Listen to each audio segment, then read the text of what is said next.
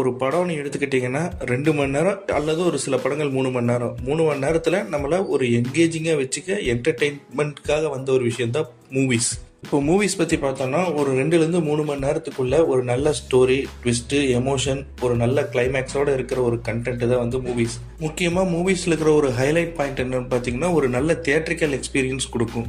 நல்லா ஃபேன்ஸோட போய் தியேட்டரில் உட்காந்து கத்தி என்ஜாய் பண்ணி பார்க்குற மாதிரியான ஒரு எக்ஸ்பீரியன்ஸ் வெப் சீரிஸில் கிடைக்காது. மூவிஸோட ப்ளஸ் பாயிண்ட் என்னென்னு பார்த்தீங்கன்னா ஒரு நல்ல விஎஃப்எக்ஸ் ஆன சீன்ஸ் வந்தாவோ இல்லை நமக்கு பிடிச்ச ஃபேமஸான ஆக்டர்ஸோட பர்ஃபார்மன்ஸை பார்க்குறது, ஒரு ஷார்ட் டைமில் உங்களுக்கு தேவையான எமோஷ்னல் சீனோ, மாஸ் சீனோ இல்லை காமெடி சீன்ஸும் எல்லாம் கலந்து ஒரு மிக்சிங்கான ஒரு கலவையாக தான் மூவிஸ் இருக்கும்.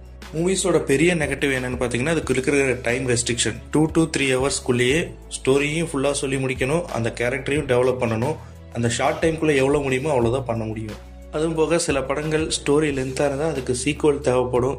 ஃபர்ஸ்ட் பார்ட் நல்லா பர்ஃபார்ம் பண்ணலைன்னா செகண்ட் பார்ட் வராது, நமக்கு அதுக்கு மேலே கண்டென்ட் கிடைக்காது. சில படங்கள் எக்ஸ்பெக்ட் பண்ணி இன்னும் வராமல் நிறைய படங்கள் இருக்குது இந்த மாதிரி.